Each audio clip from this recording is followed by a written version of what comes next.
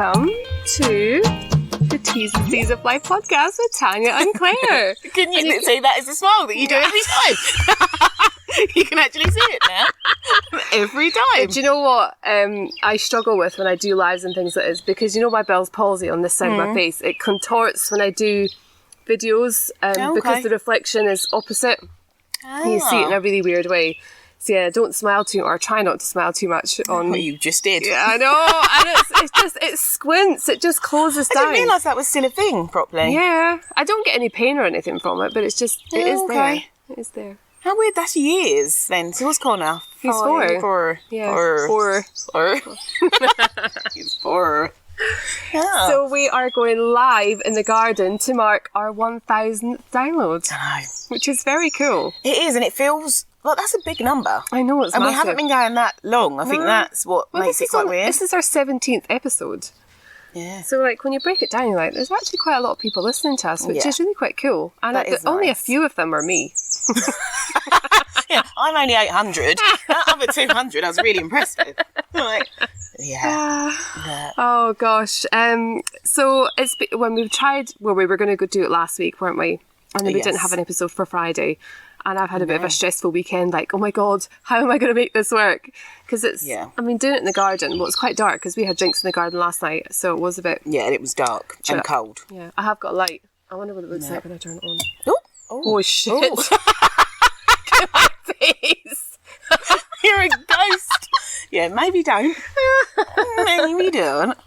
Right, let me just see if we can... Oh, hey, Vanessa. Aw. Hello. Hi. Vanessa is my saviour. Vanessa's been my proofreader for the book. Oh, right, okay. Yeah, for the new one? Yeah, for the new one. So we gave it, she gave it the final look over today. Nice. Yay, finished it.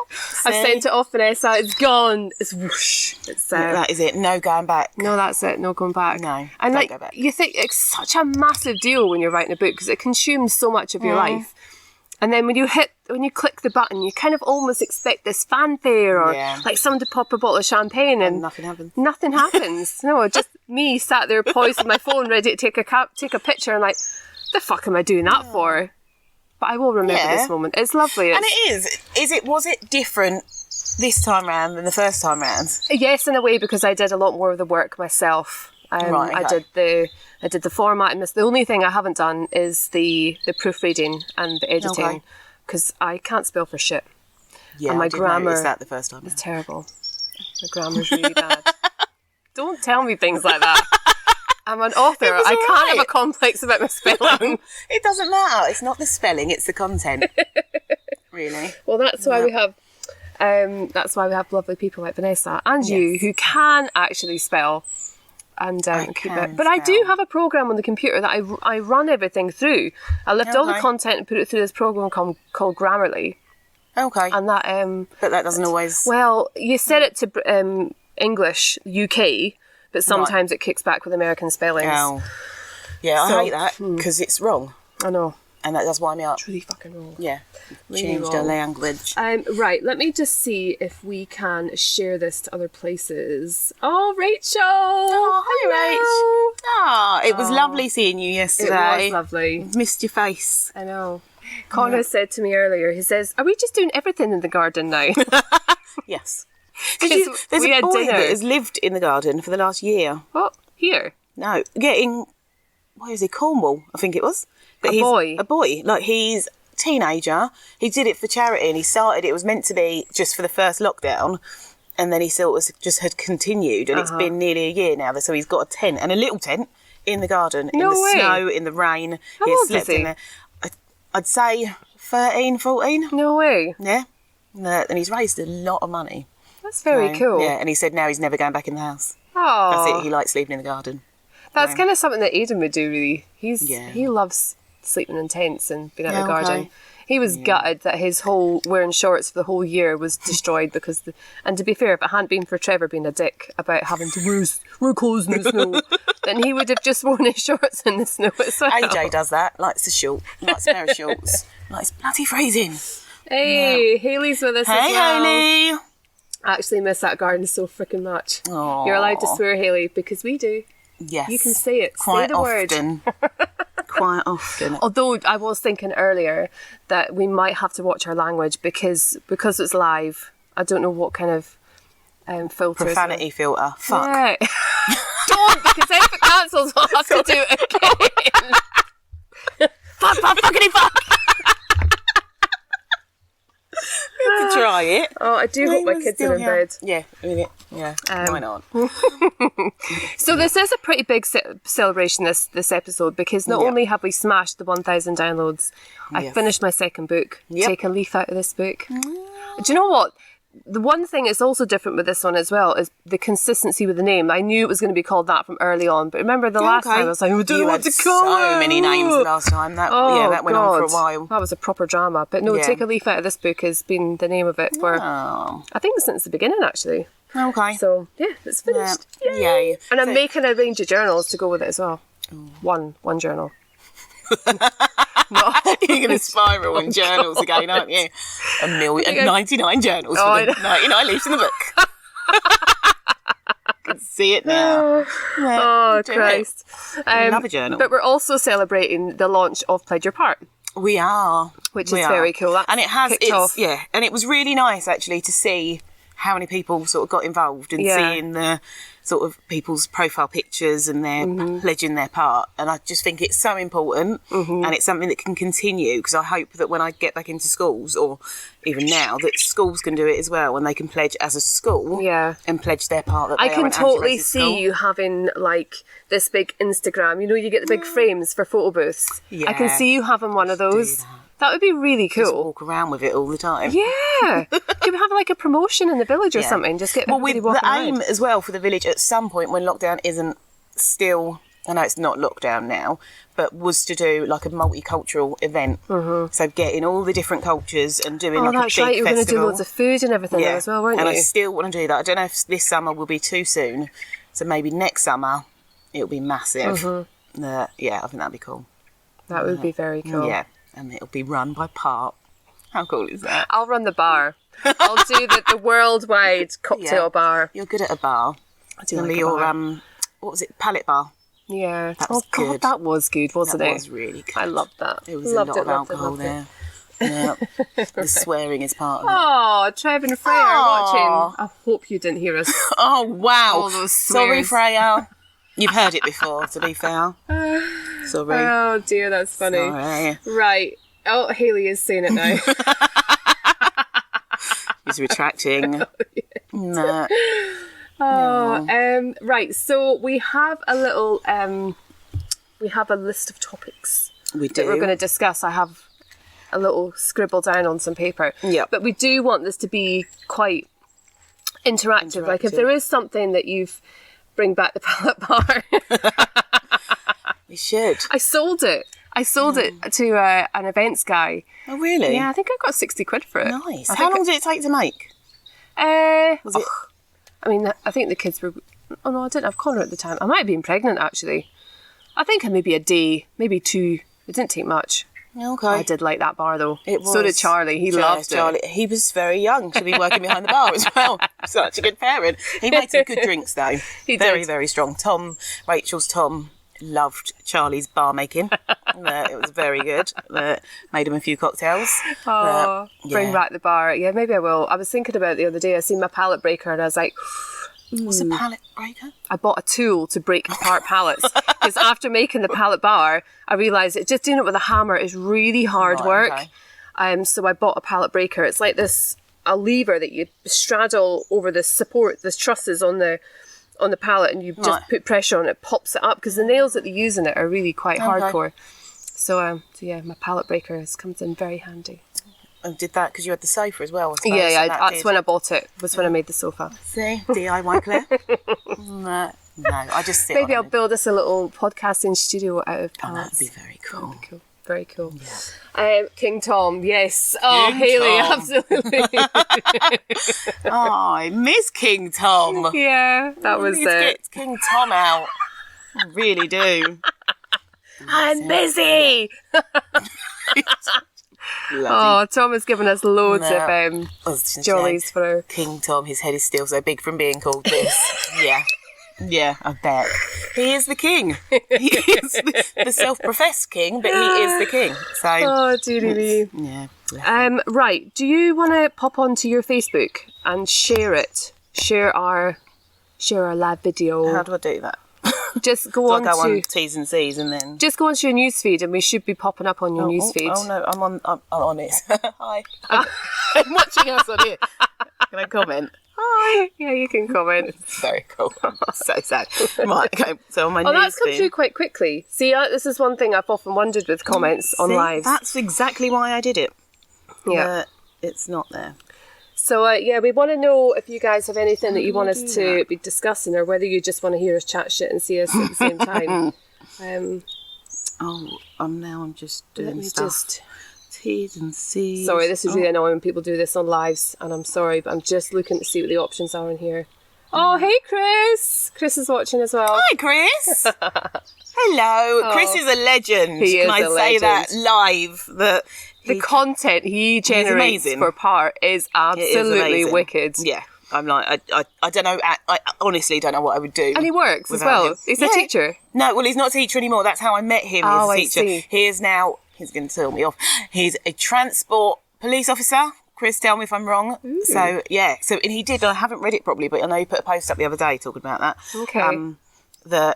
So very important, very cool dude. I love it. I've learned so much from what Chris shares in Part.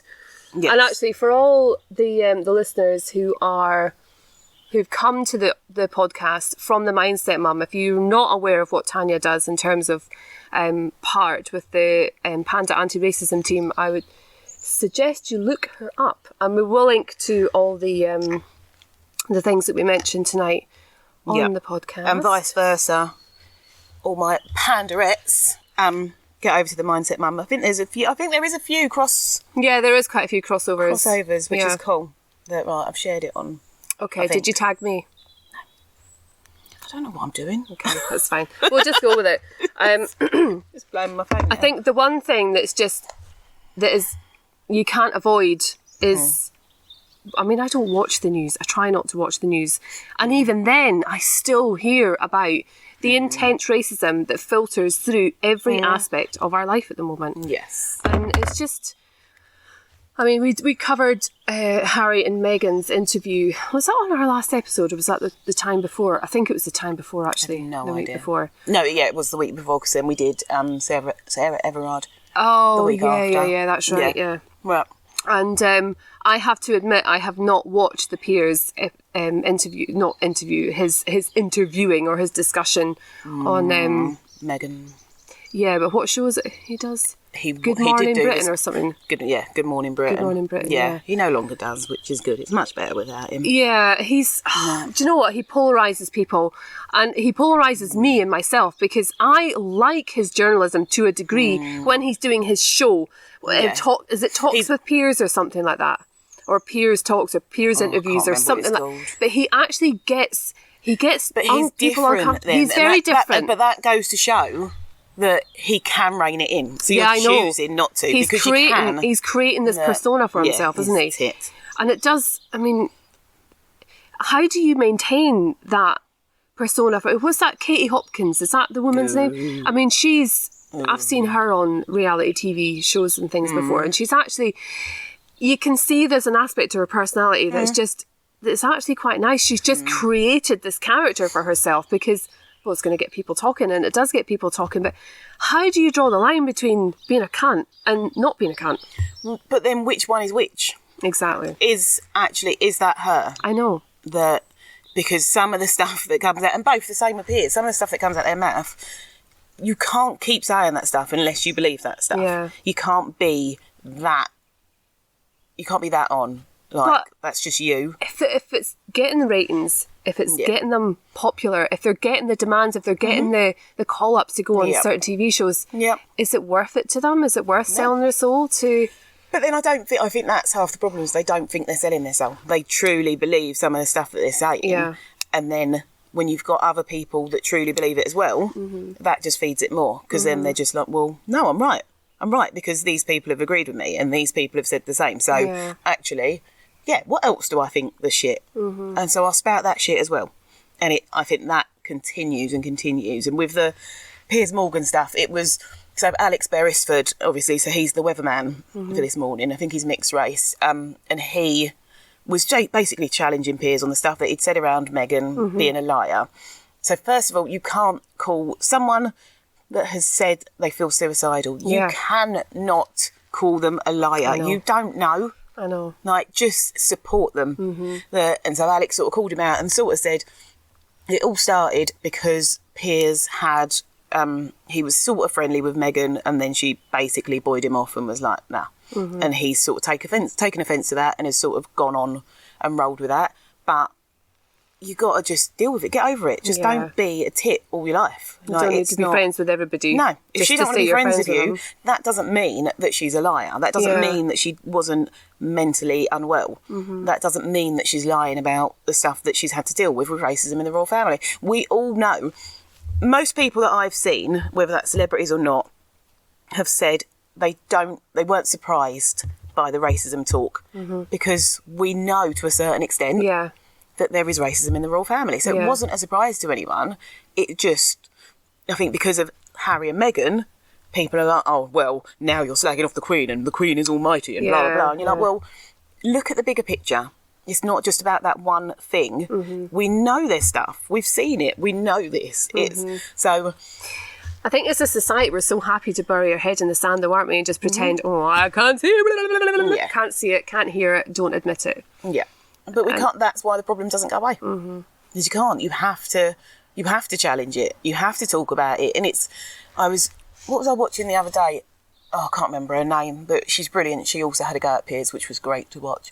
And she was basically saying, I think the bloke said, how do we have these conversations so they're not uncomfortable? It's not going to happen. Yeah. We're not at that point yet that we can have these conversations and they're not uncomfortable. They're uncomfortable. They're not fun for me to talk about. They're not fun for you to talk about. But we talk about it because we're learning and we're trying to make a difference.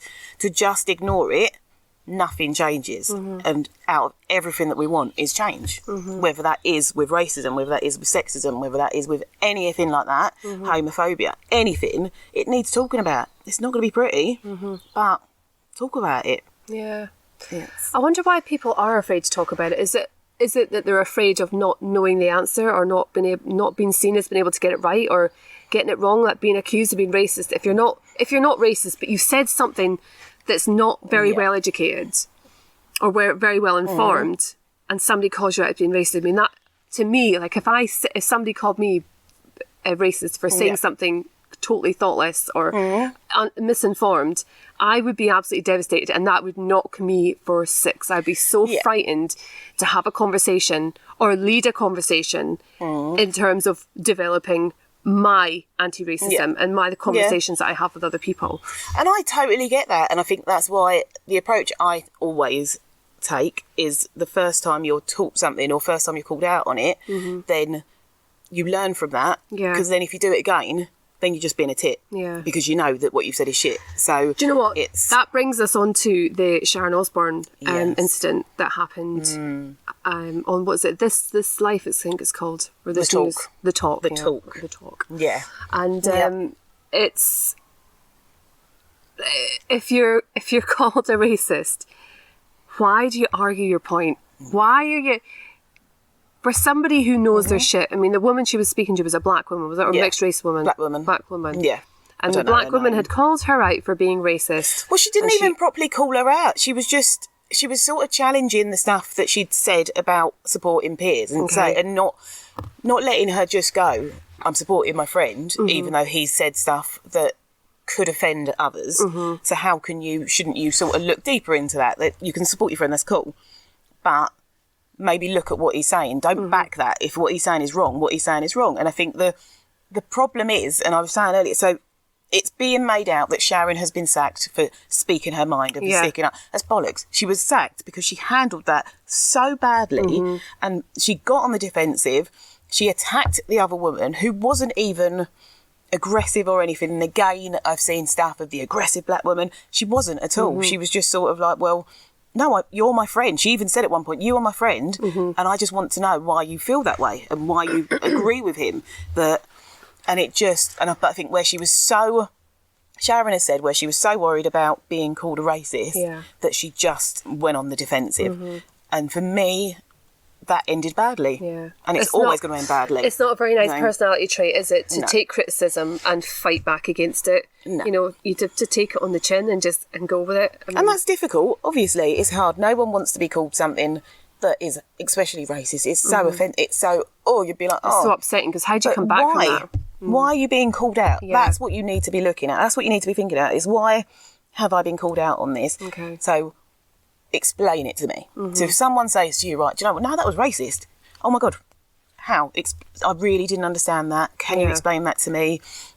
Because you hope that most people that have said these comments, it is just the lack of education. Yeah. It's not that you will get the diehard that you're not going to win an argument with them because they don't want to know. But like you said, there will be people that will say stuff that will be like, but listen to what someone else can tell you. Yeah. I couldn't go up to someone that was gay and say something and then go, oh my God, that was homophobic, and then go, no, it won't. Well, how do I know it wasn't? I know. If I'm not that person, how do I know how that has affected them? How do I know what their history has been and how much they've had of that problem? It's very rare that if someone is saying back to you or taking it, being emotional over a racist comment, that's the first time they've heard it. It's happened a lot before, and it's probably got to a point where if they do get aggressive or they do get a bit emotional, probably because it's like, I've had this so much. It's constant. So now I'm done. I'm done. And you've got to take that. If you're the person that has made the mistake, then learn from that. Yeah. So that you don't go and make that mistake again. And that's, for me, I think that's really simple. You just think, why would you not do that? You've got to just hope that people have got that ability within them to want to learn, want to be better, and want to kind of improve and be a better person. But not everybody does, and that's the challenge. Yeah. I mean, I know with my kids, I always encourage them to ask questions. Like, if you're not sure, ask. Let's find out. Let's ask Google. There's loads of questions my kids ask me, and I'm like, I don't know. I know a lot, but I don't know the answer to this. I know everything. I don't at all. I know nothing. Absolutely nothing. But the amount of times, I mean, I had Freya home with me last Wednesday, I think it was. Anyway, whatever day it was last week. And it wasn't planned. She wasn't feeling very well. Yeah. And I had loads of book stuff and everything that I wanted to do. And Freya just wanted to sit and ask me questions all day. And really lovely, but it was very frustrating. Because a lot of the questions, and I think I was getting frustrated with some of them, is because I didn't actually have an answer for her. And I like to be able to give my kids an answer. I like to know kind of a little bit about a broad spectrum of things. I don't know a lot about one certain thing, apart from mindset, of course. Yes. But in terms of life, I know little things about random shit. Random stuff. Yeah, and when I don't know the answer to something that my daughter's asked me, I get frustrated. And then we have to then go on Google and decipher. But how lucky are we that we have that? I know. I know. What did we do? And that's why I'm like, there's no excuse. Like, you can Google anything. The amount I go on Google so often, and some of my search things are really random, and I really should clear my search history at some point, because I'm going to get the FBI knocking on my door. Like, what are you doing? I don't know. How cool would that be? Yeah, but it's nobody knows everything. But you've got something at your disposal that you can look at and go, okay, I'm not sure on this. Let me look it up. Let me go and read a book. Let me talk to someone that might know something. Let me go on Instagram and find someone that specialises in this and ask them the question. Yeah. We have that at our disposal. That's the beauty of Instagram. You can connect with anybody. Honestly. That knows something about something. It is. You'll find a random story on anything. There's so much. And it is a rabbit hole because you can go down forever. But at least it's giving you that knowledge. Yeah. And that's why I get a bit like, well, go and have a look. I do it. There'll be things that I'll hear and go, okay, or I see a headline, or I'm not sure on that, so I'll go and have a research and have a look and go, right, okay, that makes more sense. Yeah. That's why I like with the park group as well, that things people put up and then other people ask questions or put their point of view, and that's the beauty. I think my concern, where sometimes I not have a worry, but I surround myself with people that are trying to learn. Okay. So then when I come up against, so if I'm scrolling on social media and I come up against these absolute tools, that I think it gets my blood up, because but people aren't like this. I know. Why are you like that? Why would you say that? You're an idiot. I've called a lot of people an idiot online, and I'm going to keep doing it because there's a lot of them. But I've got such a good support network and a good growing network that I'm like, why is everyone not like that? Why is everyone not trying to do that? Because that's normal, isn't it? It is so frustrating, isn't it? When you come hard up against somebody who's just not willing, and they're so bone idle in their belief as well.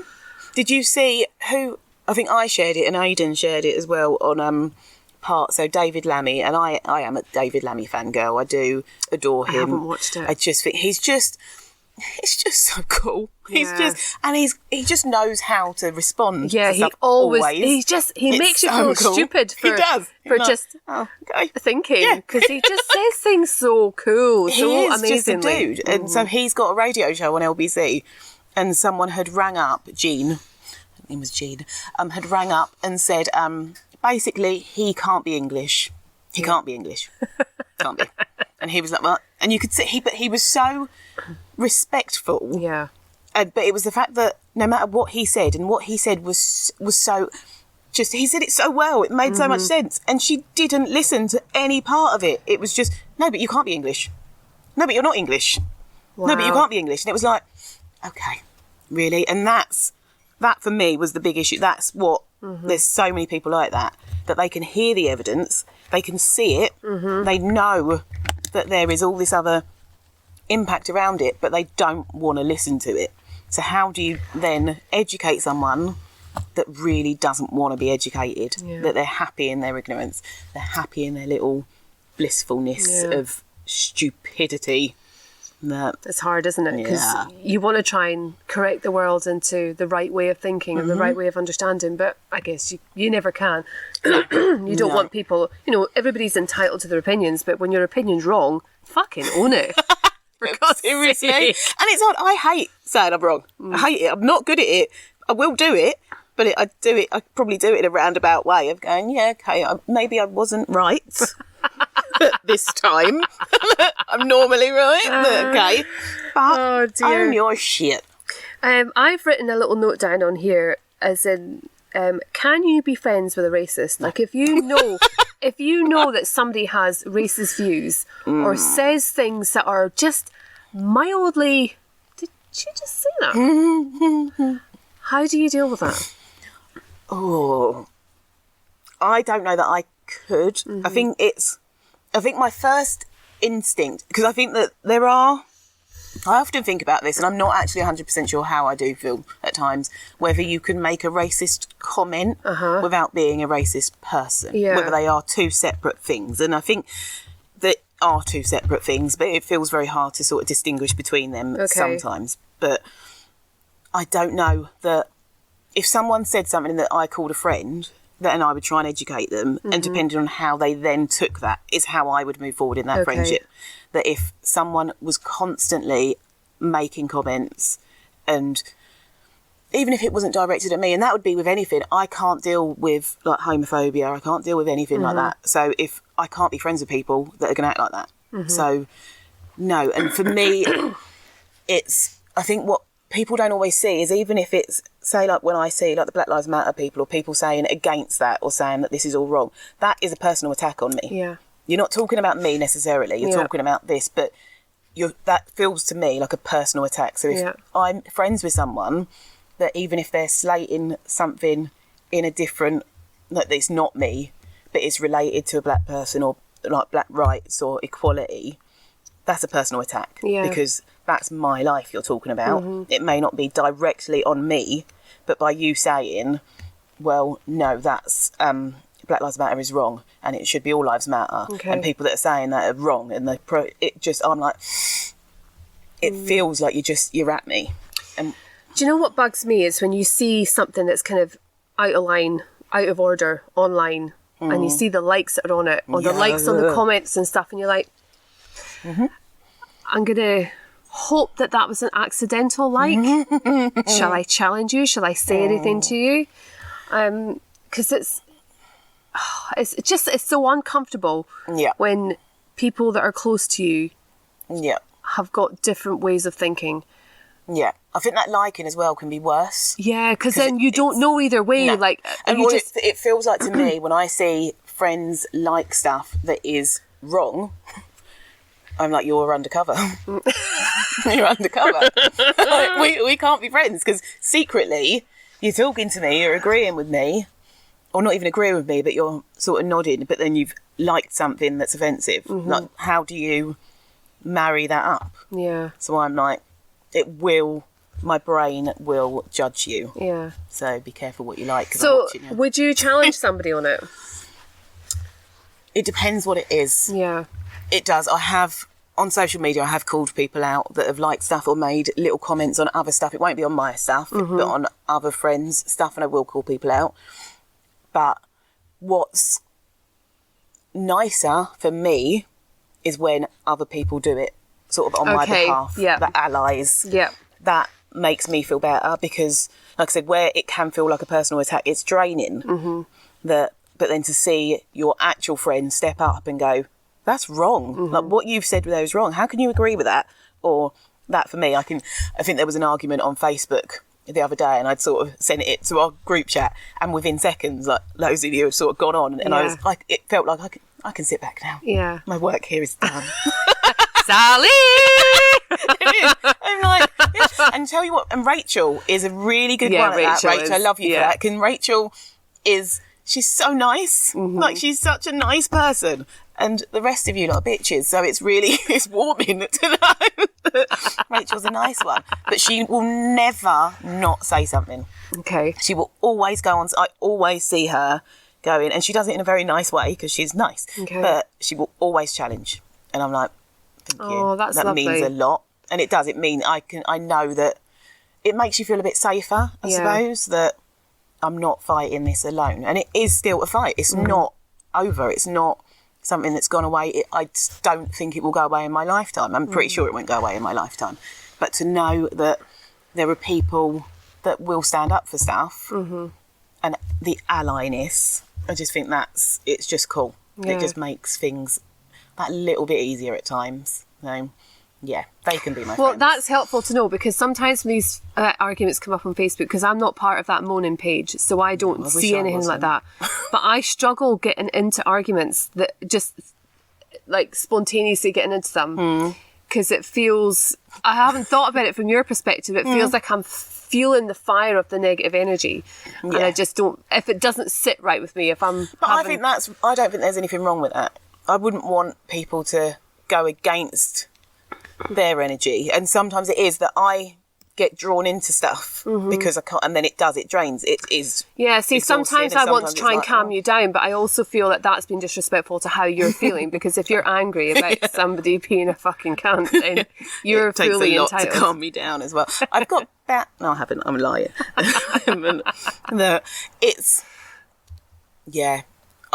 A lot of people have said to me recently, just don't read it. Just don't look at it. I can't not. So that's kind of similar in the sense, I mean, it's not similar, but in that whole online bullying thing, well, if you just don't read it, you don't have to take it in, but you still know it's happening. Yeah. I get that. I'm starting to understand you that. Can't, I just think you can't ignore it. Oh, Hayley's messaged me. She sent me a picture. Oh, let me just have a look and see. Trevor sent me a video. I hope... I'm not even going to tap on that because he sent me these really weird... He's got this app. Oh, look, she's little. Oh, what a babe. Oh, that is so cute. Hello, Marcy. Hello, baby girl. She's almost crawling. Big up David Lammy. Yes, Aiden. Yeah. Yes, Aiden. That's really sweet. Trevor's got this app or some website that he's gone onto on his phone. Oh, God. And he's put his face onto Captain Jack the Pirate. Oh, wow. Now, you know that Trev's got like hardly any teeth. It looks hilarious. Oh, nice, Trev. I was like, is this Trevor or is this Johnny Depp? Like, I can't quite tell, but I don't know if I love that. Trev can't do many things on a phone, but he can put his face on Jack Sparrow. Well done, Trev. Yeah. That's actually amazing. Bless him. What was that? Sally said, dear. Hey, Sals. No one can ever tell me to calm down when I need to express. That's, Sally is, definitely have to, Sally really has got better, I think. But she vents to me, I think. Or I can, and at times I will vent to her and get it out. Okay. And then give it, like, a little bit of time before I then respond. I still will have to respond, but I will let myself calm down first. Because otherwise it's just going to be bad. Yeah. I will get banned off Facebook. And I don't want to be banned off Facebook. We love that Rachel is always there ready to back us up. Yeah. Go on, Rach. Oh, she is a babe. She is a sweetie. But Sally is fierce. She's like, she's got scary. all the words. Like, she just knows exactly how to shut it down, doesn't she? She does, and it's fun to watch. I know. I'm like, go Sally, on, Sally. there's a fight on Facebook. Where the fuck is the fight? Give me the link. And she's there, and she's like hammering away on the keyboard. You can see, it's so brilliant. And it is, and it's good. You need that energy, and it does have to be done. I am very much, I know I come across sometimes on here as very ranty and but I'm allowed on here. When I am professionally working, I can talk about it in a different way, or less angry, I suppose, or less emotional. And that is the way to handle it. It isn't. And generally, when I do go in on, even if it's on a comment, I will always first go in calmly.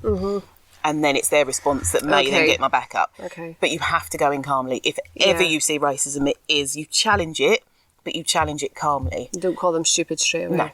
No, you wait. You can call them stupid at some point, but you wait a little bit.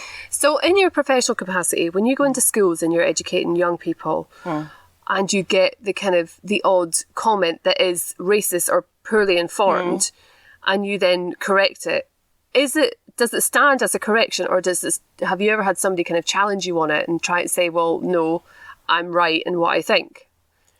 I remember, where was it? I think it was in one of Chris's classes, and it was before I'd set up the programme, and it was a boy. Oh, he was an Irish boy. Sorry. Oh, nice. But he was, we were talking about Brexit, and he made the comment of, but we should just get all the immigrants out of the country kind of thing. Okay. And I was very much like, where are you from? And he was like, from Ireland. That's my Irish accent, by the way. I was very quiet. You were so afraid to commit to that. Because it's not a good accent. I wish I could do accents. But we had the discussion, and he didn't really want to back down. He couldn't see the correlation. But in the end, I think he sort of agreed that I was right, because I was.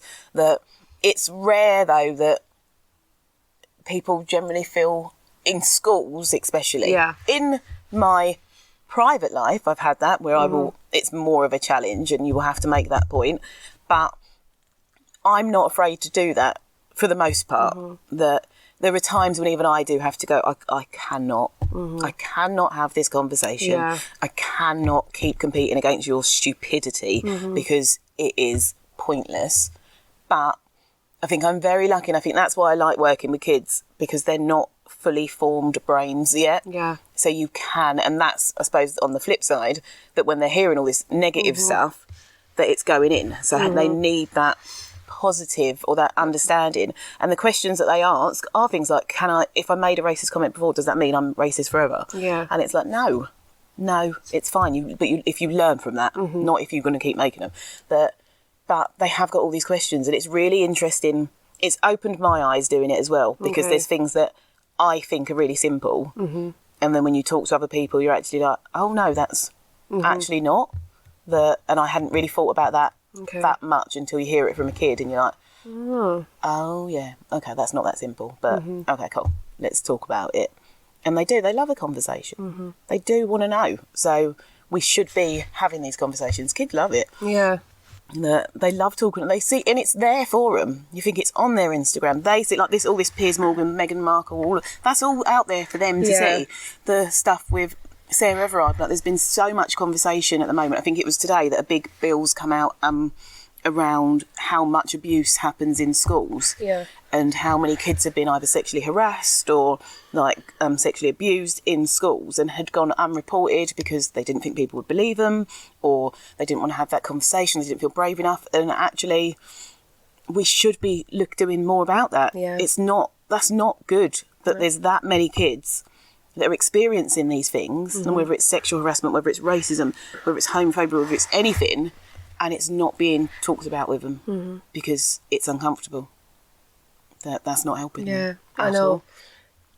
No. It's very sad that people refuse to talk about things that are uncomfortable. That's why we did this podcast in the beginning, wasn't it? It was It's having uncomfortable conversations. Yeah. But we do, and I think that's the thing. We do always talk like this, even when we're not recording. Yeah. We have deep conversations and go off on complete tangents. And you're like, I think you were trying to have a deep conversation with me last night. You was falling asleep. I was totally falling asleep. Like, yeah, you was not there. I was happy on Prosecco and Claire was asleep.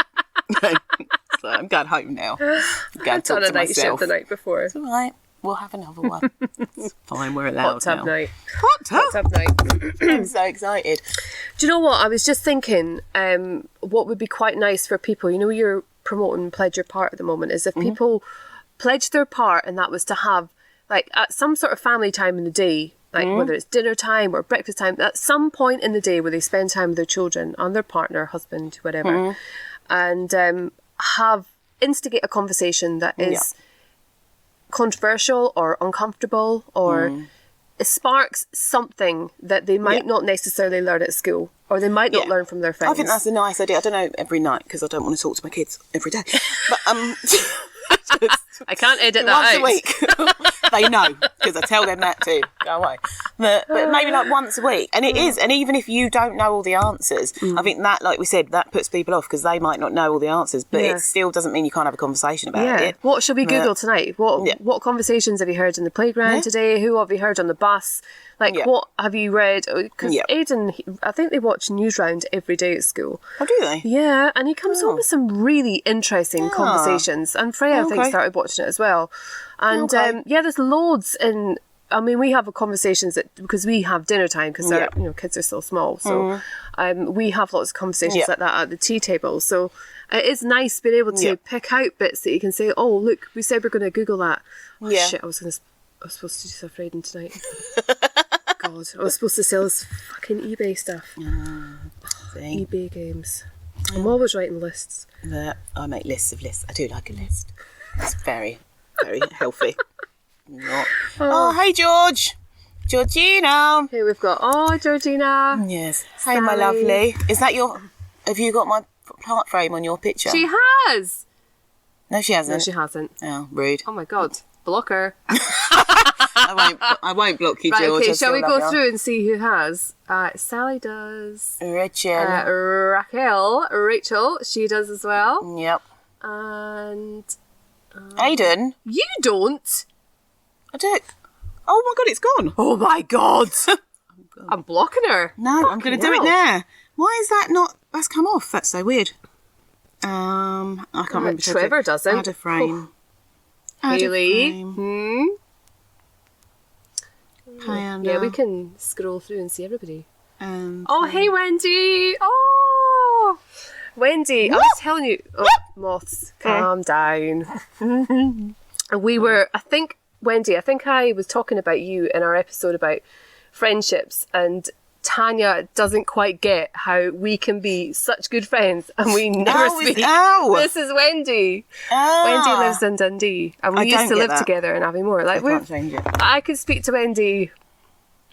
I'm not going to pick up the phone because the thought of actually phoning somebody's a bit like... Yeah, don't phone me. Hayley asked me to phone her tonight. I was like, Can it be said in a text? So, your offline guides. What's that mean? Oh, what? What? We should not be offline. I don't even know what that means. Right, jump on your phone and have a look and see. No. Before we move on to the next bit. I can't see anything. I don't think we need that other light. You can't see anything. Oh no, they are. Hold on. Are we? No, it's not. Hold on. I'm so confused. Let me look. Talk. What? Oh no, yeah, there's a massive delay in it. We should not be offline. I don't even know what that means. We are there. Right, jump on your phone and have a look and see. Okay. Can you see us? Can you see us? I don't know. No. I think we are still live. Yeah, no, it's saying live on my phone. Yeah, okay, that's fine. We'll come But it's got a massive delay. That's fine. That's quite normal for these things.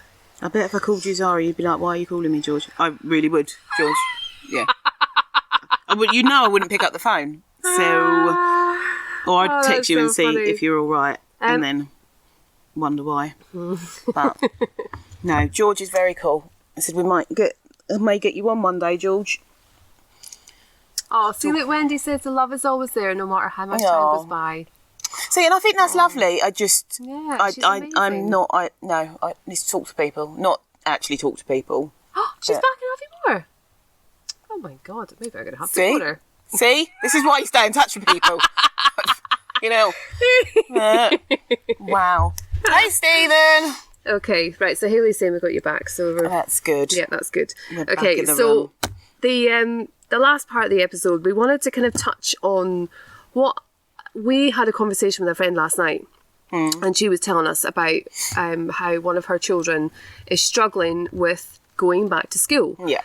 Since lockdown, and I think, I mean, I'm quite disconnected from all these discomforts and kind of inconveniences that come from having been in lockdown and homeschooling, because I didn't have to do it because my kids were in school, because I'm a key worker working in the nursing home. So I do find it difficult to understand and to appreciate how hard some children must be finding it to go back to school after such a long time. And now, I mean, some schools have already broken up, but now on Friday or Thursday, it's the last day of school for 2 weeks. Yeah. So that whole thing is going to get reset again. Yes.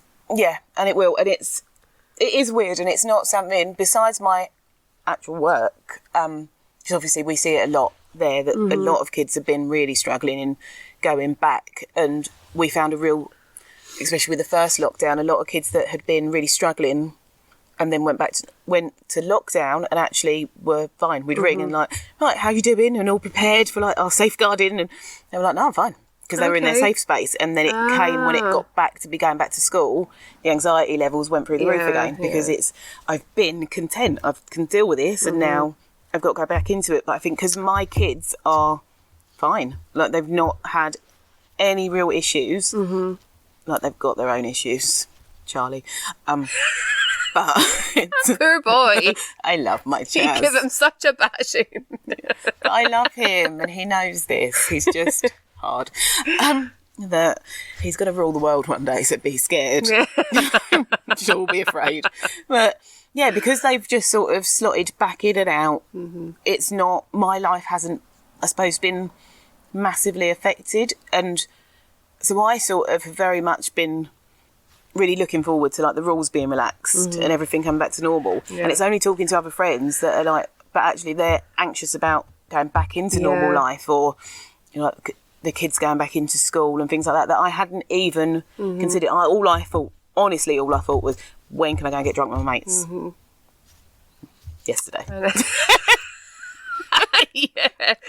As soon as that, it was mid-announcement of that, whenever it was that you did it, I was like, right, okay, girls, on Monday, the 29th, we'll be having a little party in the garden. Yes, we will.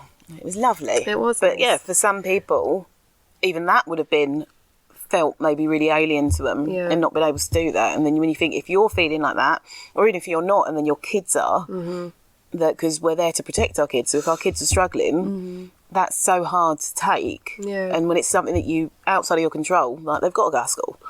That it's, Aidan didn't like it when the kids came back to school, because he likes small environments. He likes just calm and chill. He doesn't like stress. He doesn't like chaos. He doesn't like nonsense. He loved his lockdown classroom. Really enjoyed it. So that weekend leading up to going back to school on the Monday, and everybody was going to be there, you could just see him. He was he's got some tics anyway. He needs to be like, he's always moving his fingers, or he's pacing, or he's bouncing on a ball, or he's always doing something, but it's exasperated when he's got something on his mind. And he doesn't always know what it is that's on his mind, but this weekend I knew that it was going back to school. So I found him out with his stretchy things and all his fidget toys and everything. And I was like, Aidan, you all right? He's like, oh yeah, I'm just, I don't know, I'm just not feeling myself. And I was like, is it anything to do with school on Monday and other people coming back? And he says, oh yeah, I'm not really looking forward to it. So because I had anticipated what it was going to be troubling him, I mean, Freya wasn't bothered at all, but just being able to have the conversation, and, you know, he does this all the time. He does it at the start of the summer holidays and at the end of the summer holidays, like every transition in life. Aidan has a little hiccup over. Right. Yeah. And you know, I knew that as soon as he'd gone to school and he'd got over that kind of feeling of anxiety, that little knot in his tummy about going in and having everybody there all of a sudden, he was going to have the best day ever because he hadn't had his friends at school for such a long time. And he came home and he was absolutely bouncing off the walls when he came home, and he loved it. Yeah. And I knew he would, but you can't say that to him at the time. You can't say, the last time you did this, you know, you just have to understand. You have got to listen. And, empathy is massive. Yes. In just, even if we know, like, you know, I am a fixer, and even if it's sometimes letting people, I suppose, have that moment and letting them see the other side of it, and because then that's going to mean more to them, when they've done it for themselves. Well, so I bought this book, and it's called How to Talk So Kids Will Listen, and it is absolutely amazing. Okay. It's so powerful and clever, and how we have conversations with people. Like, you know, when somebody says, oh, I'm worried about going back to school, and somebody says, oh, don't feel worried. And it's like shutting you down and say, your feelings are not valid. You know, you're not allowed to feel worried. And then all of a sudden, you're then also expected to continue a conversation and, you know, go deeper into why you're feeling worried when you've just been told not to worry. And, it's fantastic. It teaches you how to step back from a conversation and allow kids just to talk to you with just little words of reassurance and just listening and just knowing that you're there, that you're not going to judge them, you're not going to be told off or anything.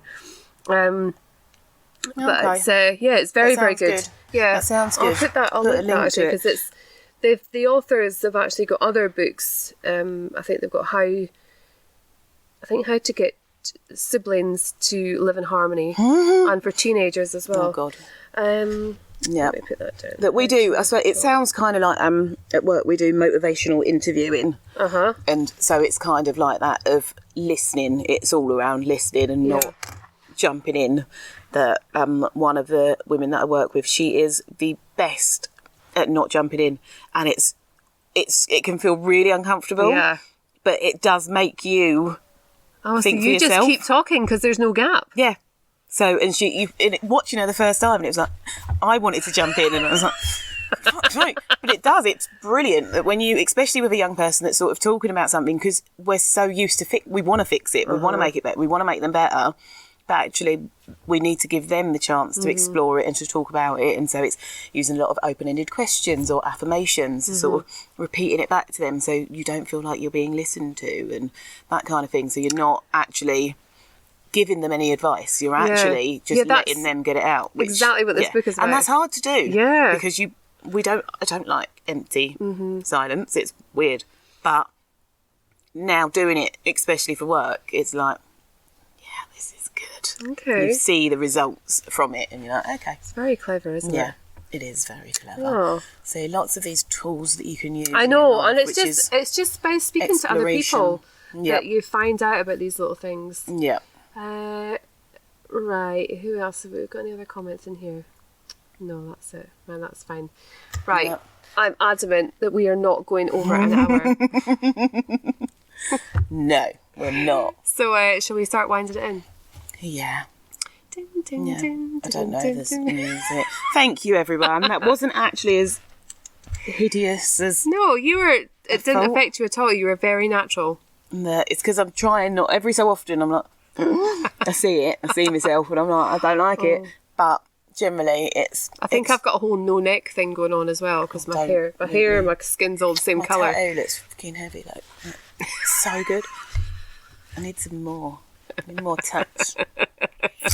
If anyone wants to send me money for tattoos, that's always accepted. Put the link for that in the show notes as well. I'll put my bank details in.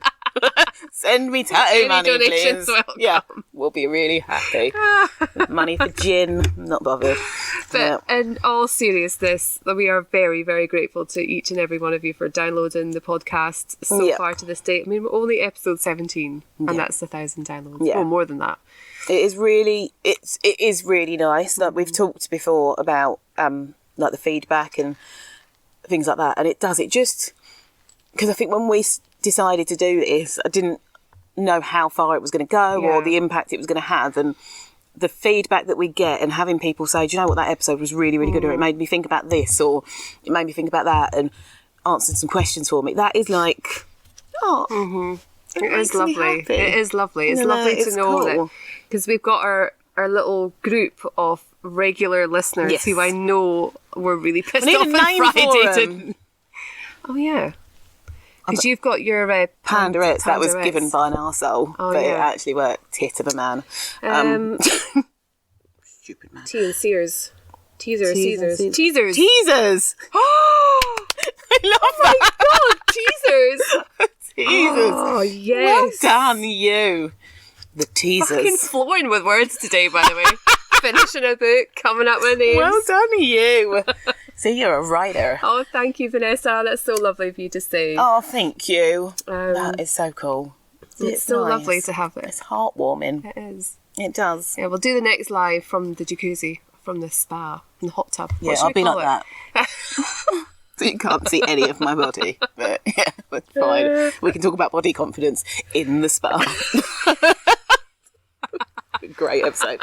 Oh dear, right, my feet are actually officially freezing now. No, thank you very much, everybody. Thank you very much. We'll be back next. I'm just got so confused then.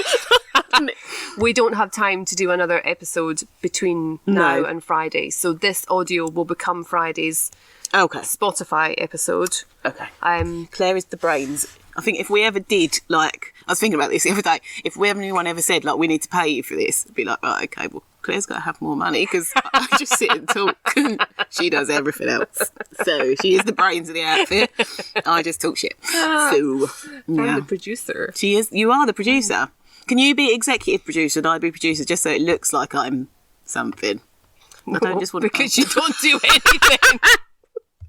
You can be the host, the co-host. Oh, wow. You can be the marketer. You do the social media. Yeah, I've got shit at that recently. I'm going to do that more. Yeah. Marketer. I'm the marketer and you're the producer. Executive producer. All right. Make your badge. Oh, dear. Right, we love you all so much. Yes. We'll see you soon. Oh, look at that. 57 minutes. Bye.